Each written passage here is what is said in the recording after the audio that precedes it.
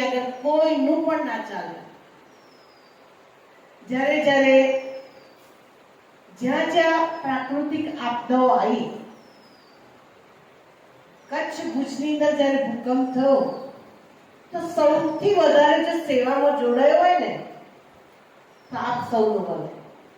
Home guard, army અને બીજા ઘણા બધા, પણ સૌથી વધારે સેવા તમારા બધાએ કરી.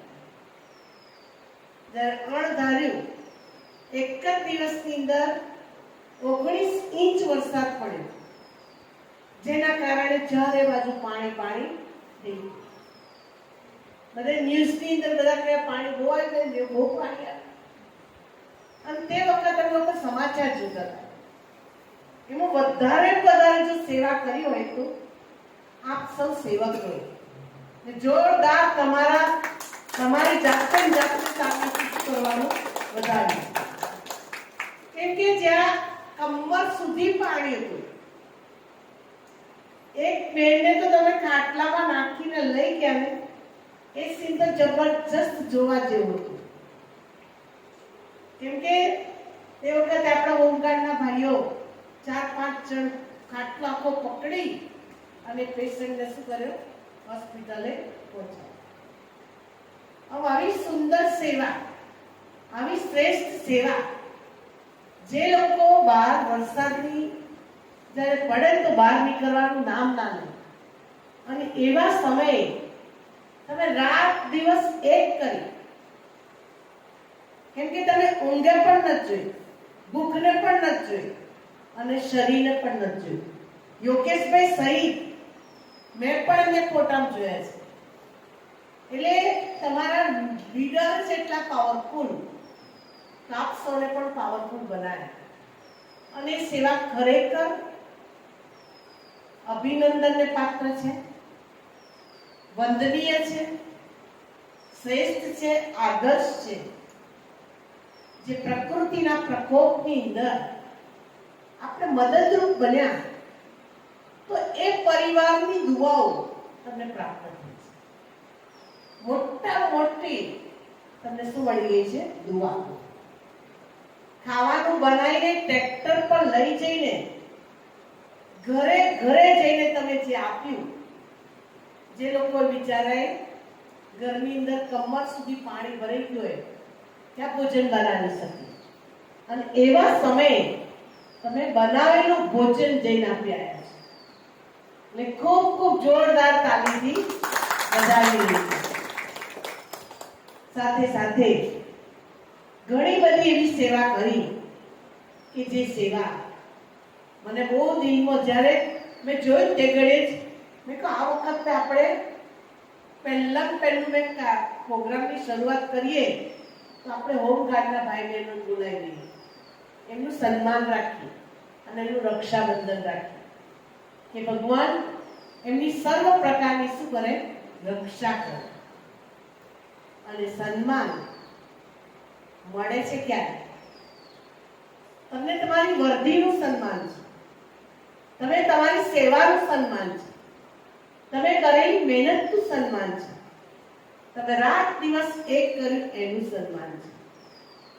સન્માન એક સાલ ઓઢી લીધી એ ફોર્માલિટી નથી. સન્માન એટલે દિલનો પ્યાર છે, દિલની અભિલાષા છે કે મારા વીરોને, મારા ભાઈઓને ભગવાનના ઘરે આવે, ભગવાનના ઘરના વાતાવરણમાં બેસે, થોડી વાર મનને રિલેક્સ કરે અને શાંતિથી પ્રભુ પ્રસાદી લઈ અને વિદાય લે. એના માટે આજે કાર્યક્રમ રાખ્યો. એ કાર્યક્રમની અંદર આપ સૌ પધાર્યા. આપ સૌનું પરમાત્માની શક્તિથી અને બ્રહ્માકુમારી વિશ્વવિદ્યાલયના બધા ભાઈ બહેનો તરફથી આપનું હાર્દિક સ્વાગત છે, સ્વાગત છે, સ્વાગત છે. આ શાંતિ અનુભૂતિ ભવન આપ સૌ માટે એક શાંતિ પ્રાપ્ત કરવાનું સાધન છે. માટે આપ સૌ જ્યારે પણ ફ્રી પડો, જ્યારે પણ તમને આવવાનું મન થાય તો બે ધડક ભગવાનના દરવાજા શું છે? ખુલ્લા છે. કોઈ ઇન્વિટેશનની જરૂર નથી. તમે વગર ઇન્વિટેશને અહીંયા આવી શકો છો. મને એક વાર્તા યાદ આવી કે બહુ વર્ષો પહેલાની વાત છે. એક નાનકડું બાળક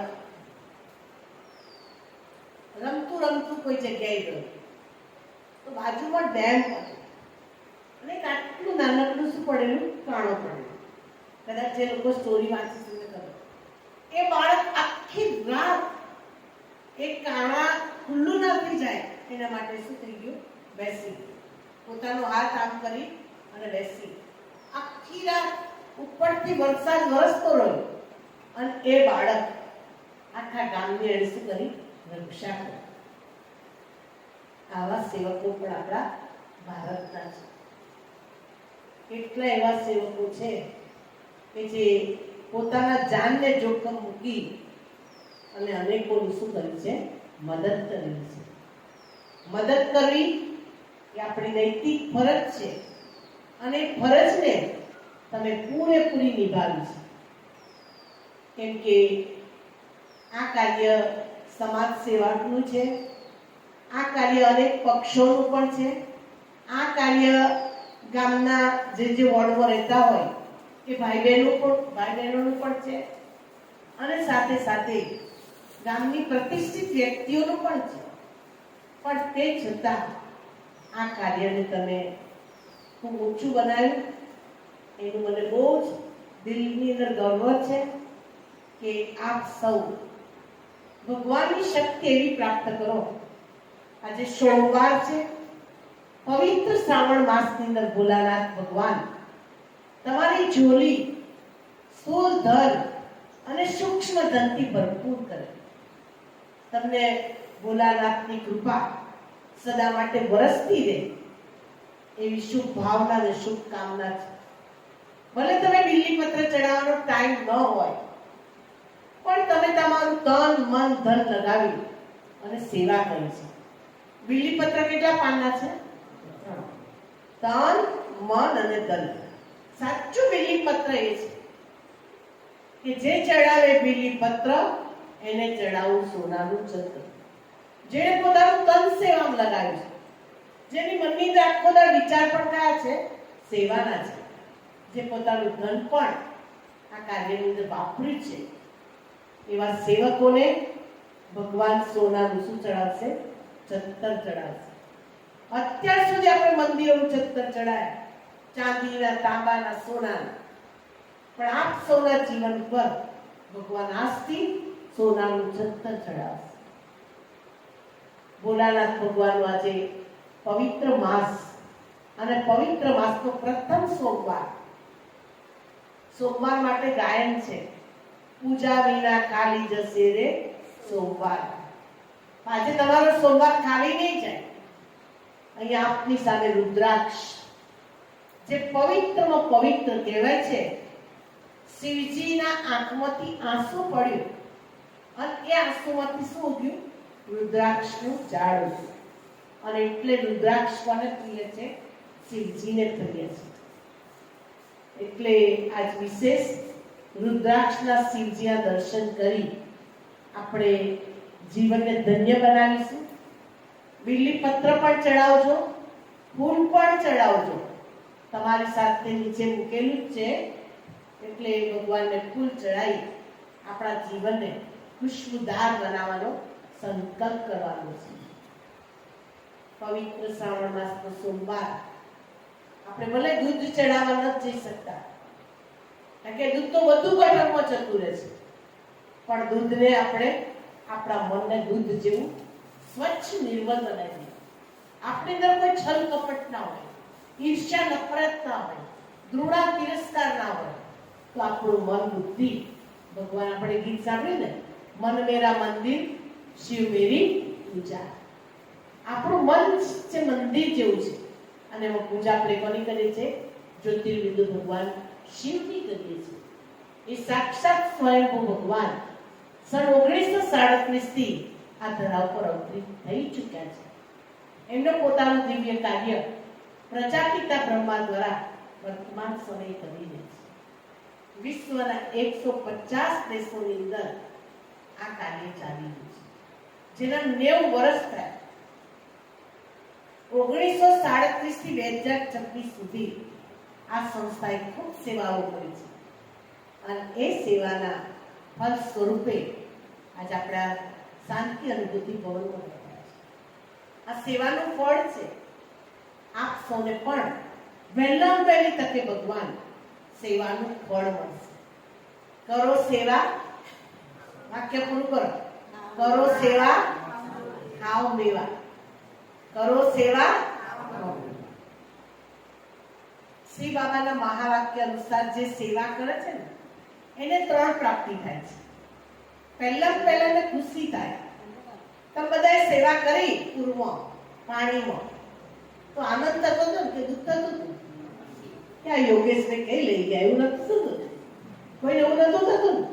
ખુશી ખુશીથી. કેમ કે સેવાનું ફળ જ ખુશી છે.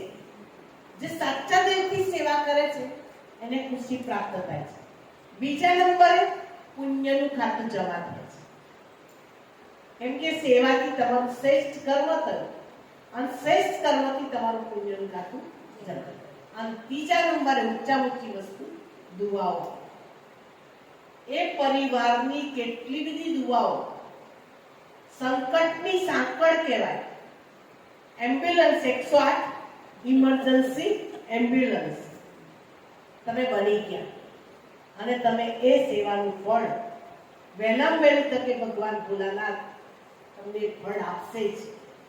તમે કોઈ સ્વાર્થ નતો રાખ્યો, નિસ્વાર્થ ભાવે સેવા કરી કે અમારું માન થાય, સન્માન થાય, અમને લોકો પૂછે, એના આધારે તમે સેવા નથી કરી. નિસ્વાર્થ ભાવે સેવા કરી. અને ભગવાનનું મહાવાક્ય છે, जो दिल से सेवा करते हैं उसके लिए दुआओं का दरवाजा खुल जाता है. આખો દુઆઓનો શું ખુલી જાય? દરવાજો ખુલી જાય. તમને ઊંઘતા વાર નહીં લાગતી હોય, જેવા પથારી જતા સન સાથે ઊંઘી જતા હશે. આ મોટા મોટી શક્તિ કઈ છે? સેવાની છે. જેને ઊંઘવા રાતે પાસા ઘસવા પડે, રાતે મોડા સુધી ઊંઘ ના આવે, એટલે સમજવું કે જો માથા ઉપર પાપનું શું છે? બોજ છે. એટલે આવી સેવા જ્યાં મળે, જેવી મળે, બધું કારોબાર એક મૂકી, એક બાજુ મૂકી જ દેવાનું અને સેવામાં શું કરવાનું? પહોંચી જાય. આજ મિલિટરીની અંદર જનાર વ્યક્તિ હજુ લગ્ન કરીને અઠવાડિયું ના થયું હોય અને જેવો બોર્ડરથી મેસેજ આવે, અઠવાડિયું ના થયું હોય અને તરત એ છોકરો બિસ્તરા પોટલા બાંધીને ચાલ્યો જાય. એના ઘરના બધાના આંખોમાં શું આવી જાય? આંસુ આવી જાય. પણ એ છોકરો હસતા હસતા વિદાય ગયો. કેમ કે દેશની શું કરવી છે? સેવા કરવી છે. એમ આપણે જે જગ્યાએ રહે છે એની આજુબાજુ શું કરી રહ્યા છે? સેવા કરી રહ્યા છે. નથી રાત જોતા, નથી દિવસ જોતા. હમણાં શ્રાવણી સાતમ આવશે ને, આઠમ, એટલે વધારેમાં વધારે દોડવાનું કોને હોય? હોમગાર્ડ વાળાને દોડવાનું. કઈ રેડ પાડવાની છે, કઈ જગ્યાએ જવાનું છે, જુગારી લોકોને શોધવાના હતા. એટલે વધારેમાં વધારે મહેનત તમારી છે. મહેનતનું ફળ ભગવાન આપતા જ રહે છે અને આપતા જ રહેશે એવી મારી દિલની ભાવના છે. રક્ષાબંધન આપણે દર વખત સાંભળીએ જ છે, પણ આ વખતે મારી અંદરથી એક ભાવના છે કે તમે સ્વયંના રક્ષક બનો. આપણી આત્માની રક્ષા આપણી જાતે કરવાની, કે આપણી આત્માની અંદર કોઈ વિકાર ના આવે, કોઈ વાસના ના આવે, કોઈ વ્યસન ના આવે કે જે આપણી આત્માને દુઃખી કરે છે, આત્માને ગુલામ બનાવે છે, આત્માને બંધ પિંજરામાં નાખી દે છે. આપણે સ્વરક્ષક બની, સ્વની રક્ષક. બીજી રક્ષા મર્યાદા રક્ષા, કે આપણે જે કુળ કુટુંબમાં રહેતા હોઈએ એ કુળની જે મર્યાદા છે, એ કુટુંબની મર્યાદા છે, એ મર્યાદાને ક્યારે પણ તોડીએ. ત્રીજી રક્ષા આપણા અડોશી પડોશીની રક્ષા કરીએ. અને ચોથી રક્ષા આપણે દેશની રક્ષા કરીએ. અને પાંચમી રક્ષા આપણે વિશ્વની રક્ષા કરીએ. તો આ પાંચે પાંચ રક્ષા આપ સૌ કરો. આપ સૌનું જીવન ભગવાન સુંદર બનાવે, શ્રેષ્ઠ બનાવે, આદર્શ બનાવે, ઉચ્ચ બનાવે એવી શુભ ભાવના અને શુભ કામના છે. અમારો એક પ્રોજેક્ટ છે નશા મુક્ત ભારત અભિયાન, જે બીજી તારીખે 2 ઓગસ્ટે આપણા આદરણીય નરેન્દ્રભાઈ મોદીએ એ પ્રોજેક્ટ શરૂ કર્યો. 6 તારીખે આખા ભારતની અંદર દાદી પ્રકાશમણીજી, જેને બ્રહ્મા પિતા પછી આખું સુકાન સંભાળ્યું, એવા દાદીજીના સ્મૃતિ દિવસ નિમિત્તે દાદીજીએ શરીર છોડ્યું 25 ઓગસ્ટ